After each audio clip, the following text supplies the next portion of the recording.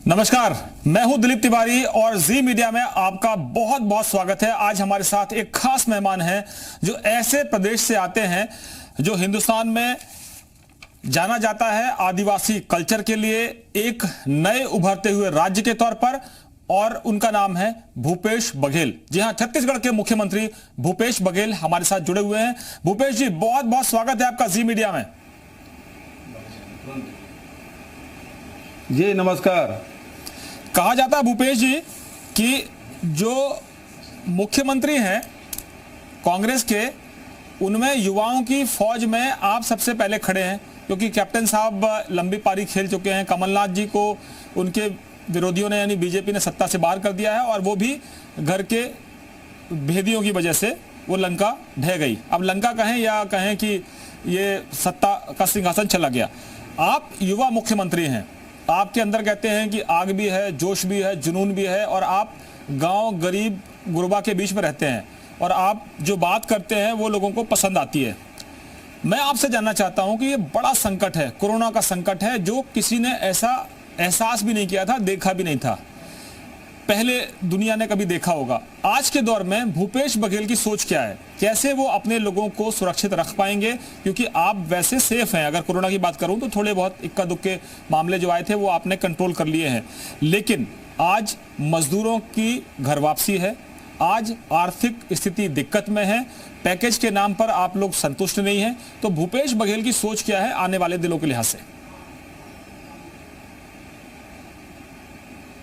सबसे पहली बात यह है कि कोरोना पूरी दुनिया में फैला हुआ है और हमारे हिंदुस्तान में भी आया और सभी राज्यों में पहुंच गया। कुछ एक राज्य हैं इससे बचे हुए हैं और बहुत कम राज्य ऐसे हैं जिसमें कोई मौत नहीं हुई है, और हम छत्तीसगढ़ इस मामले में सौभाग्यशाली है कि यहाँ किसी प्रकार की कोई घटना नहीं हुई है। दूसरी बात यह है कि अभी तक के इसका कोई इलाज नहीं है, कोई वैक्सीन नहीं निकला है। तो सबसे बड़ी बात यह है कि बचाव के जो उपाय हैं उसी से सबकी सुरक्षा हो सकती है, और सुरक्षा के तमाम जो उपाय हैं छत्तीसगढ़ में हम लोगों ने किया और इसका फ़ायदा पूरे छत्तीसगढ़ को मिला, और यही कारण है कि हम उस आंकड़े को सीमित करने में सफल हुए। और यहाँ के सभी विभाग के लोगों ने बहुत अच्छा काम किया है, डॉक्टरों ने, नर्सों ने भी बहुत बढ़िया काम किया, पुलिस प्रशासन, नगरीय प्रशासन ने भी अच्छा काम किया है, यहाँ के सामाजिक संगठन और राजनीतिक दल के लोग और हमारे जो मीडिया के लोग हैं, इन लोगों ने खूब अच्छा काम किया है। इस कारण से हम रोकने में सफल रहे। दूसरी जो बात आपने कही है आर्थिक रूप से, तो ये आर्थिक संकट तो सभी देशों में है, सभी प्रदेशों में है, ऐसे हम सबको मिलकर सामना करना पड़ेगा। और छत्तीसगढ़ ने इसकी शुरुआत की, हमने मनरेगा का काम बंद नहीं किया, और यही कारण है कि छत्तीसगढ़ में सबसे ज़्यादा 23 लाख जो मनरेगा मजदूर हैं वो कार्यरत हैं। दूसरी ओर जब लॉकडाउन था, पूरे व्यवसायिक परिसरें जब बंद थी, तो हमारे यहाँ जो लघु वन उपज है उसकी खरीदी हमने बंद नहीं की। जो गांव-गांव में जो स्व सहायता समूह हैं उसकी राशि उसके माध्यम से हमने लघु वन उपज, चाहे महुआ हो, इमली हो, ये सब खरीदी की। अभी बड़े तादाद में तेंदुपत्ता की तुड़ाई हम कर रहे हैं। तो और तीसरा, जो किसानों को राजीव गांधी किसान न्याय योजना, अभी 21 तारीख को राजीव जी के शहादत दिवस है, उस दिन उसको हम लोग प्रथम किस्त देने वाले हैं। तो इस प्रकार से जो मजदूर हैं, जो जंगलों में रहने वाले लोग हैं और जो किसान हैं, उसके आर्थिक स्थिति में किसी प्रकार के कोई कमी ना आए, ये व्यवस्था छत्तीसगढ़ सरकार ने कर दी है। अब इसके बाद आ जाता है व्यवसायिक। तो जब लोगों के जेब में पैसा जाएगा तो निश्चित रूप से व्यापार व्यवसाय में कोई कमी नहीं होगी। जब भी दुकानें खुलेगी, जैसे जैसे खुलते जा रहे हैं, तो व्यवसाय भी चल पड़ेगा। अब सवाल उद्योग का है। जो उद्योग हमारे यहाँ हैं, चाहे वो राइस मिल हो, चाहे वो सीमेंट प्लांट हो, चाहे स्टील प्लांट हो, एल्युमिनियम प्लांट हो, ये सारे प्लांट हमारे छत्तीसगढ़ में हैं। अब इसके उत्पाद पूरे देश और दुनिया में जाता है, तो इसके किस प्रकार से होगा, ये एक चिंतनीय विषय है। और उसके जो श्रमिक हैं उनकी भी चिंता हमें है कि उनको वैसे तो 80-90% जो इंडस्ट्री है उसकी शुरुआत हो चुकी है। हालांकि वो पूरी क्षमता के साथ अभी काम नहीं कर रही है, लेकिन जब पूरी क्षमता के साथ काम करेंगे तो उसकी किस प्रकार से डिमांड होगी, ये एक सोचनी विषय है। जी भूपेश जी, एक आपने जो बात की है कि राजीव गांधी जी के शहादत के दिन आप जो धान की खरीदी में जो आपको उनको एक तरह से वायदा आपने किया था वो पूरा करेंगे, लेकिन एक सवाल विपक्ष की तरफ से आया है, और आप चूंकि मुख्यमंत्री हैं तो विपक्ष का काम है कि आपकी कोई भी पहल होगी, अगर वो अच्छी है तो उसका स्वागत करे, और जो अच्छी नहीं है उसमें कहीं कमी है तो वो आपको जगाए। आपने प्रति एकड़ 15 क्विंटल धान खरीदी का वायदा किया था, अभी कहा जा रहा है कि प्रति एकड़ 10,000 रुपये दिए जाएंगे। तो इस बदलाव में कोई टेक्निकल पेच है, या फिर ऐसा लगता है कि अभी आर्थिक स्थितियां इजाज़त देती हैं, इतना ही हम करेंगे, बाकी बाद में कर देंगे? क्योंकि उनका कहना है कि आपने वायदा कुछ किया था, उसको ट्वीक कर दिया गया है। और मैं आपको ये बता दूं कि हिंदुस्तान का हर वो राज्य जो विपक्ष का शासित है, चाहे ममता बनर्जी हो, चाहे बीजेडी हो, चाहे आपके सहयोगी कैप्टन साहब हो, चाहे हेमंत सोरेन हो, सब कह रहे हैं कि आर्थिक संकट में हम हैं। केंद्र सरकार ना जीएसटी का हिस्सा दे रही है, ना मेडिकल के लिए कोई फैसिलिटीज प्रोवाइड कर पा रही है, और ना ही हमको फंड मिल रहा है ताकि हम इससे निपट लें, और पूरी आर्थिक गतिविधियां ठप हो चुकी हैं। तो मैं आप पर ये विपक्ष के आरोप के साथ में नहीं जा रहा हूँ, मैं कह रहा हूँ कि आपकी परिस्थितियां अगर उतनी मजबूत नहीं है तो आप ट्वीट करने का अधिकार आप रखते हैं इस नीति में, लेकिन जनता ये जानना चाहती है कि विपक्ष ने जो आरोप लगाए हैं वो सच है क्या? विपक्ष ने क्या आरोप लगाया, थोड़ा सा कट गया था दिलीप जी। उन्होंने ये कहा है मुख्यमंत्री जी कि आपने प्रति एकड़ 15 क्विंटल धान खरीदी का वायदा किया था किसानों से, और अब आपकी सरकार कह रही है कि हम प्रति एकड़ 10,000 रुपए तक का ही धान खरीदेंगे, और उसमें जो बोनस मिलना है वो हम दे रहे हैं।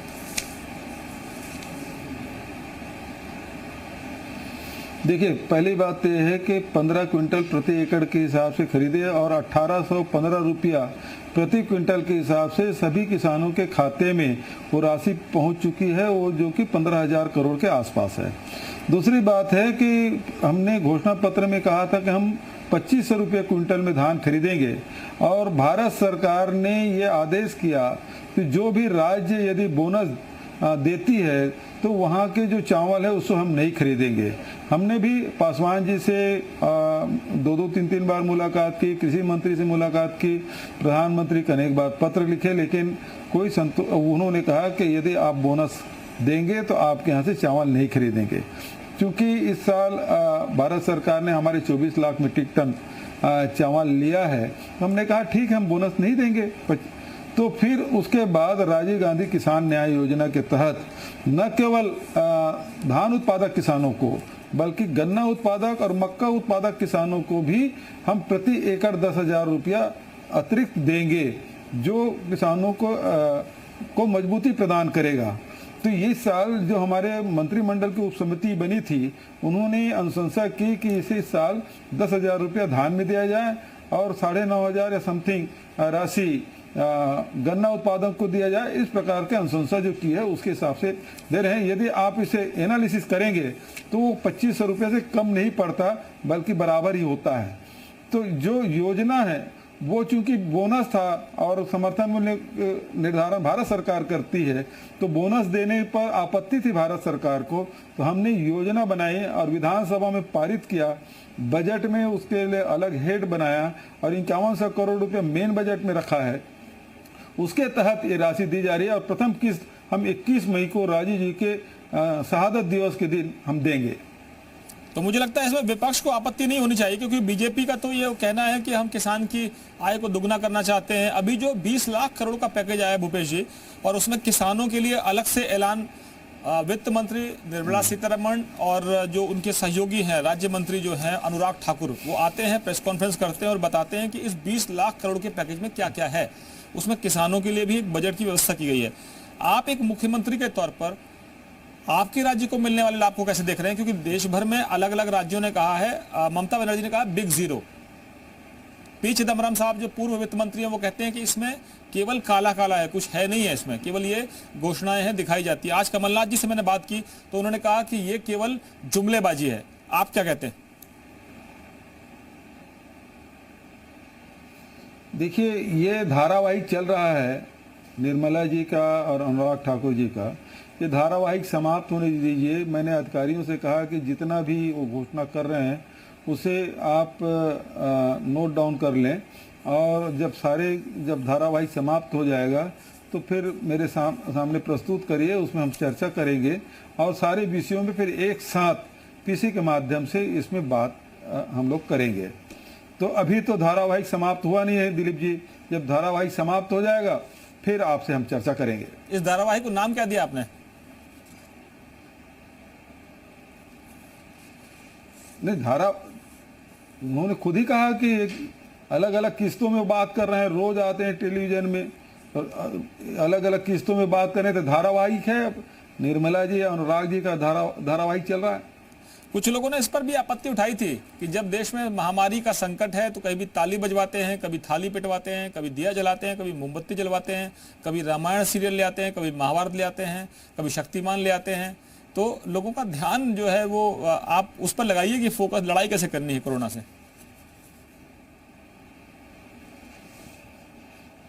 देखिए, अब उसमें तो प्रतिक्रिया सबके आ चुकी है, उसमें कुछ कहने की कोई आवश्यकता नहीं कि थाली बजाने से या ताली बजाने से कोरोना नहीं भागा, ये सब भी जानते हैं। लेकिन प्रधानमंत्री जी ने अपील की तो सब लोगों ने ताली भी बजा दी, थाली भी बजा दी, कोई संग भी फूंक दिया, सड़कों पे भी आ गए। तो उसका नफ़ा नुकसान क्या हुआ वो तो आप लोग उसका एनालिसिस करते रहें, लेकिन इससे कोई फ़र्क पड़ना नहीं है। लेकिन ये है कि देश एकजुट है, ये संदेश जरूर गया है। लेकिन आने वाले दिनों में किस प्रकार से इस स्थिति को निपटेंगे, ये एक महत्वपूर्ण चुनौती हम सबके सामने है। जब लाखों के तादाद में लोग सड़कों पे हैं, बिना चप्पल के चल रहे हैं, बिना खाना खाए चल रहे हैं, और लोग सड़कों पे लोगों की मौतें हो रही है, और जब ये सब लोग अपने घर पहुंच जाएंगे, कितने संक्रमित हैं नहीं हैं और उनके क्या स्थिति बनेगी। तभी अभी तक के केवल इस शहरों तक के सीमित है ये कोरोना, अब वो गांव-गांव पहुंचेगा, तो उस स्थिति में देश में ये आंकड़े कितने बढ़ेंगे घटेंगे। और उसके बाद जो स्थिति है कि रोजगार की क्या स्थिति बनेगी। जिन राज्यों में जो हमेशा रोजगार देते हैं, चाहे वो महाराष्ट्र हो, चाहे वो गुजरात हो, चाहे पंजाब हो, हरियाणा हो या दिल्ली, ऐसे राज्य जो हमेशा रोजगार देते हैं और लाखों मजदूर वहाँ जाके रोजी रोटी कमाते हैं, और जिन राज्यों से ये मजदूर गए हैं वो सब लौट रहे हैं, ऐसे स्थिति में वहाँ मजदूरों के लिए काम नहीं होगा। और दूसरे तरफ जहाँ फैक्ट्री है, जहाँ रोजगार के अवसर हैं, वहाँ लोग नहीं, काम करने वाले लोग नहीं होंगे। ये एक अजीब से दृश्य सामने आएगा, और इस परिस्थिति से हम कैसे निपटेंगे, ये बहुत सारी चुनौतियाँ हम सबके सामने हैं। तो इस हालात पे हम लोगों को चिंतन मनन करना चाहिए, कोई रास्ता निकालना चाहिए। मुख्यमंत्री जी, एक सवाल जो बड़ा है वो, आप एक राजनेता हैं, आप एक मुख्यमंत्री हैं, उससे पहले आप एक इंसान भी हैं। वो तस्वीरें हमने देखी हैं कि जब रेलवे स्टेशन में पटरी में लोग सो गए और उनकी जान चली गई। आज हमने औरैया में देखा, उत्तर प्रदेश के औरैया में 2 ट्रक जो है, एक खड़े हुए ट्रक से दूसरा ट्रक भिड़ा है और उसमें तकरीबन 22 से ज्यादा लोगों की मौत हो चुकी है। इसके अलावा सड़क पर बच्चे को जन्म देने वाली मजदूर की कहानी भी हमने देखी है। इंदौर और देवास के बीच में एक तस्वीर हमने वो भी देखी है कि एक बैल है, दूसरा बैल नहीं है, पति और पत्नी बारी बारी से उसकी जगह खुद को जोत लेते हैं एक बैल की जगह। बच्चे जो है, माँ बच्चे को एक ब्रीफकेस में, सूटकेस में, जिसको हम कहते हैं कि सामान लदा हुआ बच्चा उसमें लटक के सो रहा है और माँ उसको खींच रही है, उसके लिए वो एक गाड़ी है। एक मजदूर को हमने देखा जिसकी पत्नी गर्भवती है और उसने विकलांगों वाली या दिव्यांगों वाली एक गाड़ी बनाई है जिस पर वो बैठ के लोग घूमते हैं, और उसमें अपनी पत्नी और दूसरे बच्चे को बैठाया है जो गोद में है, और वो उसको लगातार खींच रहा है। ये तस्वीरें हमने देखी है। ये तकलीफ देती है कि हम कौन सी इकोनॉमी की बात कर रहे हैं, हम किस डेवलपमेंट की बात कर रहे हैं, हम कहाँ चंद्रमा में और दुनिया में हम बता रहे हैं कि हम दुनिया के सबसे सुपर पावर में शामिल हो जाएंगे।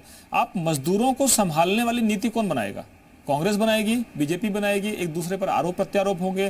दिल्ली में आम आदमी पार्टी की सरकार है, वहां से हजारों लाखों लोग पलायन कर जाते हैं, या दुनिया भर का रिवर्स माइग्रेशन चल रहा है इस समय। तो वो कौन देखेगा भूपेश जी? देखिए दिलीप जी, ये जो जिन दृश्यों का आपने चित्रण किया, वो सचमुच में हृदय विदारक है। और मैं समझता हूँ कि ऐसे मंजर हिंदुस्तान ने पहले कभी शायद देखी हो जो आज हम सब देख रहे हैं। आने वाले दिनों में भी ऐसे दृश्य देखने को न मिले, ये मैं ईश्वर से कामना करना चाहूँगा। लेकिन जहाँ तक जिम्मेदारी की बात है तो हम सबको ये जिम्मेदारी लेनी चाहिए। श्रेय जब लेते हैं तो फिर ऐसी घटनाओं की जिम्मेदारी हमको लेना चाहिए। आप ये भी जानते हैं कि अभी पूरे देश में जो नेशनल डिजास्टर एक्ट लागू है, और ये भी मैं आपको कहना चाहूँगा, दिल्ली में जब लाखों मजदूर सड़क पे आ गए थे तो भारत सरकार ने राज्य सरकार के अधिकारियों को निलंबित कर दिया था।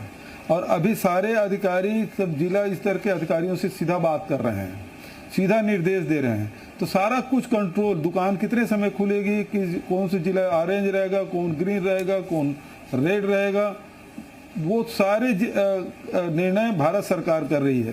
तो ये जब निर्णय जैसे भारत सरकार कर रही है तो जिम्मेदारी भी इनको लेना चाहिए। लॉकडाउन आपने मजदूरों को आप घर जाने के लिए कह दिया, लेकिन उनके आने जाने की व्यवस्था आपने नहीं की, ट्रेन शुरू नहीं किया, ट्रेन बाद में शुरू किया, तब तक के लोग सड़कों पे उतर आए। तो आखिर इसकी जिम्मेदारी तो लेनी पड़ेगी ना। जब श्रेय आप लेते हैं, कोरोना को रोकने में हम सफल रहे, तो फिर मजदूर जब सड़कों में मर रहे हैं उसकी जिम्मेदारी भी आपको लेनी चाहिए। जो अव्यवस्था फैली उसकी भी जिम्मेदारी आपको लेनी चाहिए। मुख्यमंत्री जी, एक चीज मैं और पूछना चाहता हूं आपसे कि कई बार ये देखने में आता है कि उन तक जिन तक ये बात पहुंचनी चाहिए, चाहे वो मीडिया के जरिए हो, चाहे सोशल मीडिया के जरिए हो या प्रशासनिक व्यवस्था के जरिए हो, उन तक ये बात नहीं पहुंची।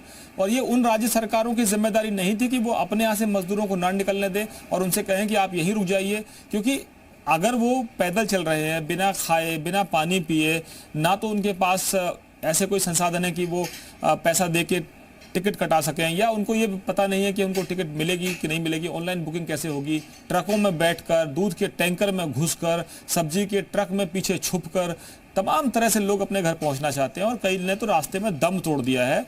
स्वाभाविक तौर पर उनका एक्सीडेंट नहीं हुआ है, लेकिन वो इतना लंबा चल गए कि उनके शरीर में जान नहीं बची। वो हमने देखा है। कई मजदूर थे जो कोरोना पॉजिटिव थे। हमने बिहार में एक तस्वीर देखी है कि वो प्लेटफॉर्म पर पड़ा हुआ है और उसको एम्बुलेंस तक बैठने की हिम्मत नहीं है, खुद चलकर जाता है और रास्ते में दम तोड़ देता है।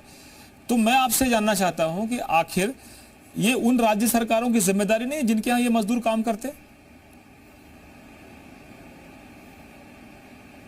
मैं आपसे निवेदन ये करना चाहूँगा कि राज्य सरकारों ने अपनी भूमिका निभाई। कोटा के छात्र लाने की जब बात हुई तो कोई भारत सरकार अनुमति नहीं दे रही थी। योगी आदित्यनाथ जी ने बस 300 से अधिक बस भेज के अपने छात्रों को ले आए।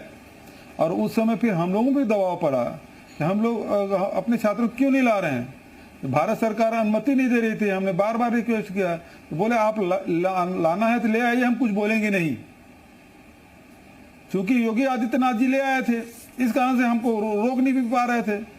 हमको तो जिले के सीमा को खोलने की अनुमति तक नहीं है। हमको तो ये कहा जाता है कि सैलून को खोलना है कि नहीं खोलना है, जिम को खोलना है कि नहीं खोलना है, स्पा खोलना है कि नहीं खोलना है, जो हमारे सराफा बाजार उसको खोलना है कि नहीं खोलना है, कितने घंटा खोलना है, ये सारे चीज भारत सरकार तय कर रही है। तो फिर राज्य सरकार की जिम्मेदारी कहाँ हो जाती है?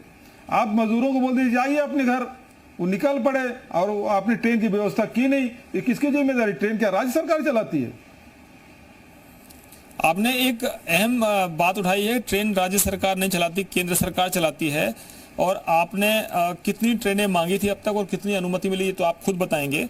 लेकिन केंद्रीय मंत्री हैं, रेल मंत्रालय का जिम्मा संभालते पीयूष गोयल, वो मीडिया के जरिए आके कह रहे हैं कि 4 राज्य हैं, छत्तीसगढ़ है, राजस्थान है, झारखंड है जहां आपके सहयोग से सरकार चलती है, पश्चिम बंगाल तो खैर उनका विरोध जगजाहिर है और खुलकर बोलती हैं।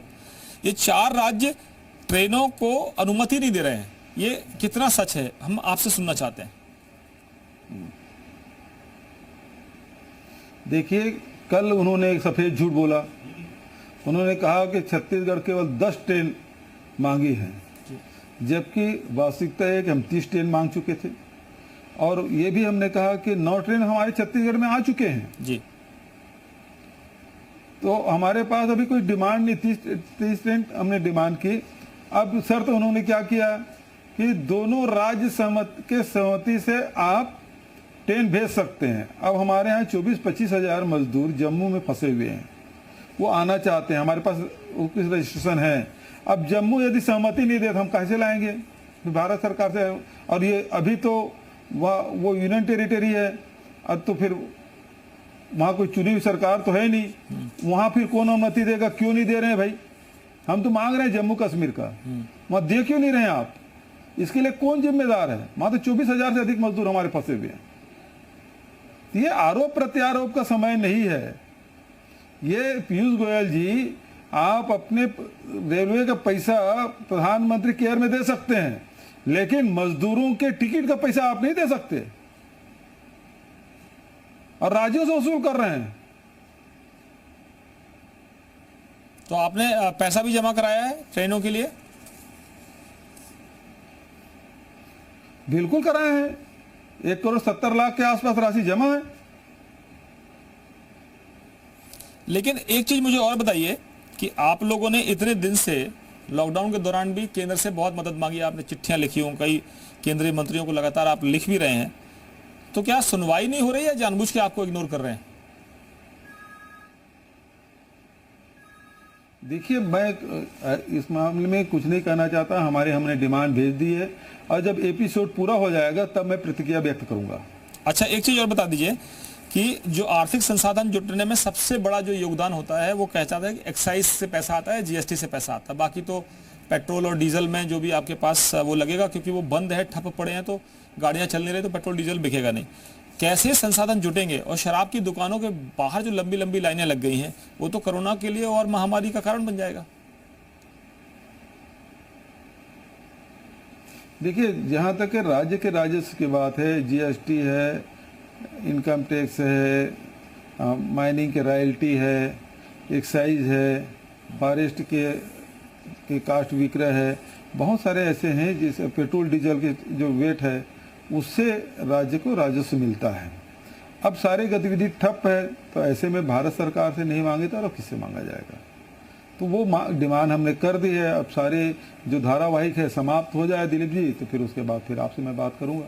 अच्छा, जो माइनिंग की जो अतिरिक्त लेवी जो है वो आपने कहा कि आप दीजिए हमको, क्योंकि एक ऐसा राज्य है जिसमें अभी डेवलपमेंट के लिए बहुत काम करना बाकी है, ट्राइबल आपके पास बहुत हैं, बस्तर जैसा इलाका जिसका क्षेत्रफल केरल से ज़्यादा बड़ा है, और आपके पास वहाँ चुनौतियाँ ये भी हैं कि वहाँ नक्सल जो है वो असर देखने को मिलता है, बीच बीच में वो भी अपनी कारस्तानियाँ दिखाते हैं। तो ऐसे में आपके पास दोहरी लड़ाई है, एक तरफ आपको कोरोना से लड़ना है, पहले से आप नक्सलवाद से लड़ रहे हैं, तो इस संकट में जो आप उम्मीद करते हैं वो मिल रहा है कि नहीं मिल रहा है?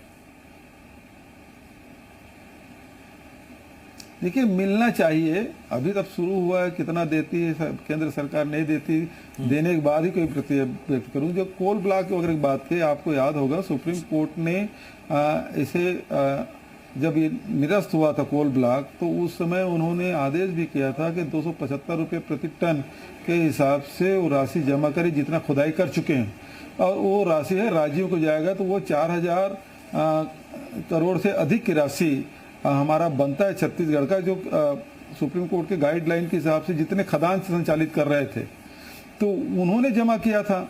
इस लड़ाई को तो जी न्यूज़ बेहतर जानती है। और वो राशि जो राज्यों का आना था वो केंद्र के पास जमा हो गया, तो वही राशि हम मांग रहे हैं, कोई अतिरिक्त थोड़ी मांग रहे हैं। ये राशि हमारी है, इसको हमको दे दिया जाए। और कोयला की लड़ाई को जी न्यूज़ से ज़्यादा कौन जानता है? जी जी। मुख्यमंत्री जी, एक बात और है कि जिस मनरेगा को कांग्रेस के विकास के अवशेष बताया जाता था कि ये विकास का अवशेष है, आप ये छोड़ गए हमारे लिए और इसको हम जिंदा रखेंगे, मरने नहीं देंगे, आज वही मनरेगा जो है वो लाइफलाइन बन गई किसानों के, वो श्रमिकों के लिए, जो लेबर हैं, जिनके लिए रोजगार नहीं होगा, जो घरों को लौट रहे हैं, तो वो लाइफलाइन बन चुकी है।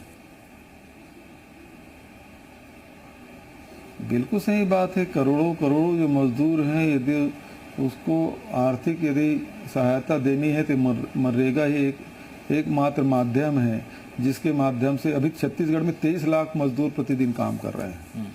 तो एक सहायता देने का काम तो यूपीए सरकार के बनाए हुए ये उस समय लोकसभा में कहा गया था कि ये कांग्रेस के असफलताओं का स्मारक है।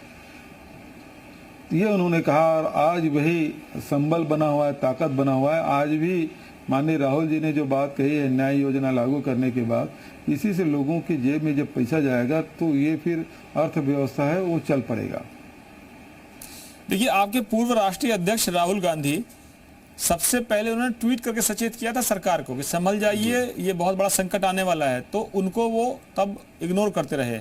बाद में कहा कि इनको कुछ पता नहीं होता है, और अब राहुल गांधी सलाह देते हैं तो कहते हैं कि ये तो ऐसे ही बोलते हैं, इनके लोग कहीं नहीं दिखते हैं। अब आप मुझे बताइए कि कम से कम कांग्रेसी राज्यों के मुख्यमंत्री इस बात से तो खुश होंगे कि राहुल गांधी ने तो इनको तब सचेत कर दिया था जब दुनिया अलर्ट नहीं हुई थी। देखिए, उन्होंने जो कहा और हम लोगों ने उसको इम्प्लीमेंट किया, इसी कारण तो छत्तीसगढ़ कोरोना से बचा हुआ है। और आर्थिक दिशा में जो काम कर रहे हैं सभी वर्गों, जिसके उल्लेख मैंने आपसे चर्चा के दौरान लगातार किया है, चाहे लघु वनोपज खरीदी की बात हो, चाहे वो मनरेगा की बात हो, चाहे किसान राजीव गांधी किसान न्याय योजना की बात है, ये वही नीति तो है और ये लोगों को आर्थिक रूप से मजबूती प्रदान करता है।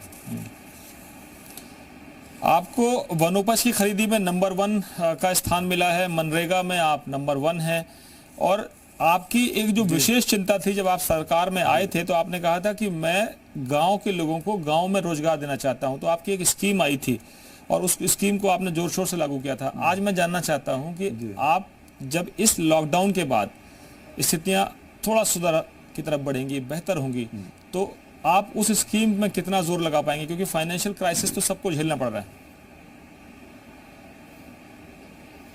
देखिए, नरवा गरवा घुरवा बाड़ी की बात हमने कही थी और आज वो काम हमारे चल रहे हैं। लगभग 5000 से अधिक गौठान अभी निर्माणाधीन हैं और वहाँ हम जितने मवेशी उसे रखेंगे और वो एक प्रत्येक गौठान को हम आजीविका सेंटर बनाएंगे। वहीं लोग बैठ के चाहे वो लघु वनोपज के प्रसंस्करण के काम करें, चाहे वो अगरबत्ती बनाने का काम करें, चाहे वो दोना पत्तल बनाने का काम करें, चाहे वो वर्मी कंपोस्ट बनाने का काम करें, वो सारे वो एक आजीविका सेंटर बनेगा और ये लोगों को, लाखों लोगों को रोजगार देने वाला होगा। ये जब पूरी तरह संचालित होगा दिलीप जी, तो निश्चित रूप से देश और दुनिया के सामने एक आर्थिक ढांचा, जो महात्मा गांधी ने ग्राम स्वराज्य की जो बात कही थी, वो 185 वर्षगांठ अभी चल रहा है और इसमें मैं निश्चित रूप से कह सकता हूँ कि ये देश के सामने, दुनिया के सामने एक मॉडल के रूप में उभरेगा, ऐसा मेरा विश्वास है। मुख्यमंत्री जी, एक और फंड आपके पास होता है जो आपके डिस्ट्रिक्ट के लिए डेवलपमेंट के काम आता है। उसमें कई जगह हमने देखा स्विमिंग पूल बना लिए गए थे और कई जगह उसका मिसयूज हो गया था, तो आपने बहुत से काम नए शुरू किए हैं, उस फंड का मिसयूज रोका है और कई ऐसे जो अफसर थे जो पुराने पिछली सरकारों के दौरान जिन्होंने बड़ा लंबा खेल किया था, उनको आपने इंतज़ाम किया है कि वो कानून के दायरे में आए। मैं आपसे जानना चाहता हूं कि जो आदिवासियों का हक छीन रहे थे, जो राज्य की गरीब जनता का हिस्सा छीन रहे थे, या जो डेवलपमेंट का फंड मिसयूज कर रहे थे, उनको चेतावनी मिली है और आने वाले दिनों में हम कुछ बदलाव देखें जमीन पर? बिल्कुल सही कह रहे हैं। देखिए, छत्तीसगढ़ में जो कुपोषण का दर है वो बहुत अधिक है और शिक्षा के दर बहुत अधिक है, तो इसलिए हम लोगों ने सबसे पहले सुपोषित बस्तर और सुपोषित छत्तीसगढ़ का अभियान चलाया है, जिसमें डीएमएफ के पैसा से हम उनके सुपोषण की व्यवस्था हमने की है। वहीं शिक्षा के मतलब बस्तर में हो चाहे आदिवासी क्षेत्र में शिक्षा की गुणवत्ता पर विशेष ध्यान दिया है। वहाँ सारे शिक्षक वहाँ रहे, उसकी व्यवस्था होनी चाहिए, उसके खान पान की व्यवस्था हो। और मुख्यमंत्री हाट बाजार क्लिनिक योजना हमने शुरू की है ताकि उसके हम लोग उसके स्वास्थ्य सेवाएँ दे सकें और इसका लाभ लाखों लाख हमारे आदिवासी भाई बहन उठा रहे हैं और उसमें उसका लाभ अभी देखने को मिलेगा आने वाले समय में। अच्छा, एक चीज बता दीजिए मुझे कि पहले ये आरोप लगते थे जब वो सरकार बीजेपी की थी, तो आपकी पार्टी के नेता आरोप लगाते थे कि साहब ये जो अफसर हैं वो सरकार चलाते हैं और अफसरों ने बंदरबांट कर रखी है। कुछ लोगों को पकड़ पाए आप?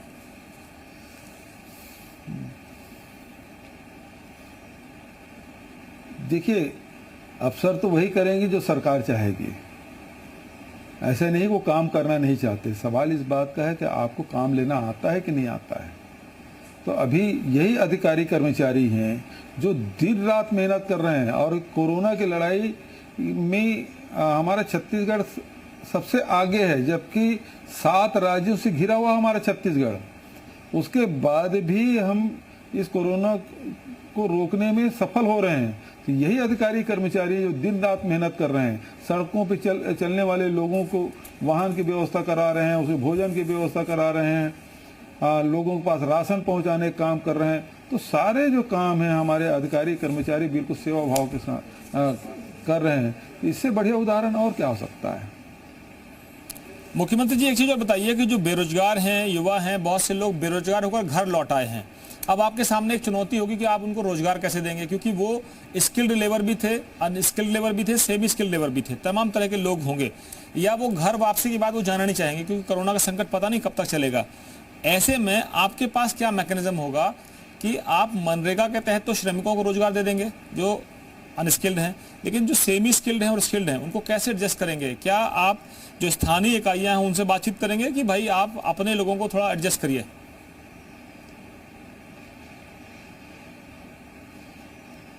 देखिए दिलीप जी, इसको राष्ट्रीय परिप्रेक्ष्य में आपको देखना होगा। बहुत सारे राज्य हैं जहां श्रमिक के अधिकता है, और बहुत सारे ऐसे राज्य हैं जहां रोजगार दिए जाते हैं, चाहे वो महाराष्ट्र हो, चाहे वो तमिलनाडु हो, चाहे वो गुजरात हो, चाहे वो हरियाणा हो, पंजाब हो, दिल्ली हो। ये राज्य हैं जहां लोगों को रोजगार मिलता है। पूरे जहां श्रमिक अधिक हैं उन राज्यों के लोग यहां जाते हैं। तो अब सवाल ये है कि वो श्रमिक सारे लौट गए हैं, तो जिन राज्यों में लौट रहे हैं वहाँ श्रमिकों की अधिकता तो होना स्वाभाविक है, और उन राज्यों में जहाँ श्रमिक की ज़रूरत है वहाँ वो श्रमिक मिलेंगे नहीं। ऐसे में इसकी संतुलन कैसे बनेगी, आने वाले समय में इसको कैसे मैनेज किया जाएगा? तो ये तो राष्ट्रीय स्तर पर है। मान लो हमारे यहाँ फैक्ट्री है और संचालित हो रहा है, तो वो उत्पादन होगा तो वो दूसरे राज्य में जाके बिकेगा। अब सवाल यदि दूसरे राज्य नहीं जा पाएंगे तो फैक्ट्री वाले उत्पादन करके करेंगे क्या? जितना गोडाउन में भर के रखेंगे बचत, उसके बाद क्या? तो ये जो समस्या है इसको तो पूरे राष्ट्रीय परिदृश्य में देखा जाना चाहिए कि इसे कैसे निपटा जाएगा। जी मुख्यमंत्री जी, आखिरी सवाल। कोरोना के संकट ने हमको चुनौतियों से लड़ना तो सिखा दिया है, और दूसरा ये भी बता दिया कि हमारी ज़रूरतें बहुत सीमित हैं। हम घर के अंदर बंद रहकर रोजगार के छोटे मोटे साधन के साथ जी सकते हैं, ज़रूरतें बहुत सीमित हो गई हैं। लेकिन सबसे पहली प्राथमिकता है सेहत, सरकारी अस्पताल, डॉक्टर्स, नर्सेस और पैरामेडिकल स्टाफ जो सरकार का है, क्योंकि बड़े बड़े 5 स्टार अस्पताल तो भाग गए बंद करके कई जगह, कईयों ने तो पूरे अस्पताल सरकारों को दे दिए, उनका हम स्वागत करते हैं। कई जो है डॉक्टर्स छुट्टी लेकर घर में बैठ गए, 5 स्टार अस्पताल बंद हो चुके हैं। केवल काम आए वो सरकारी अस्पताल जहां कोई जाना पसंद नहीं करता था, वही भगवान बने, चाहे वो डॉक्टर हो, चाहे नर्स हो, चाहे पैरामेडिकल स्टाफ हो। आपके सब्जी वाले, दवाई वाले, या वो लोग जो गार्ड्स थे, या जो सिक्योरिटी में थे, या पुलिस वाले जिनको हम एक अलग इमेज में देखते थे कि भ्रष्टाचार है और ये है और वो है, आज वही पुलिस वाले भगवान बन गए। मैं आपसे जानना चाहता हूं कि आपकी प्राथमिकताएं एक राजनेता के तौर पर, एक मुख्यमंत्री के तौर पर आप बदलेंगी आने वाले समय में? देखिए, ये संकट के बाद लोगों की जो आवश्यकता है उसमें परिवर्तन आएगा, लोगों की सोच में परिवर्तन आएगा, तो काम करने के ढंग में परिवर्तन आएगा। तो ये सब चीज़ तो अध्ययन करने की बात है, और अध्ययन करके ही कुछ कहा जा सकता है।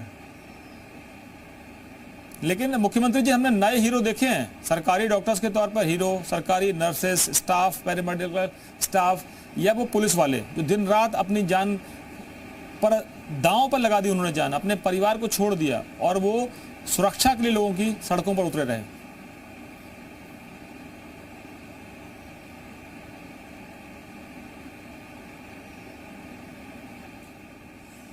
मुख्यमंत्री जी, आप मुझे सुन पा रहे हैं क्या?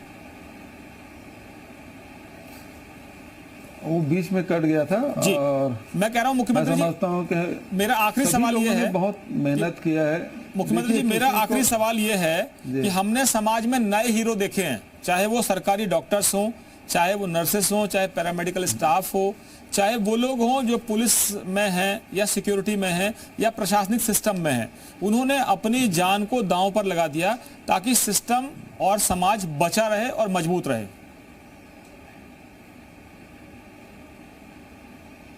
देखिए, काम तो वो पहले भी कर रहे थे, ड्यूटी में वो पहले भी थे, लेकिन अभी जो विशेष परिस्थिति बनी उसमें विशेष दक्षता के साथ उन लोगों ने काम किया और हमारी नज़र भी, हम लोगों ने देखने का नज़रिया भी बदला, क्योंकि वही लोग हैं जो हमको बचा पा रहे हैं।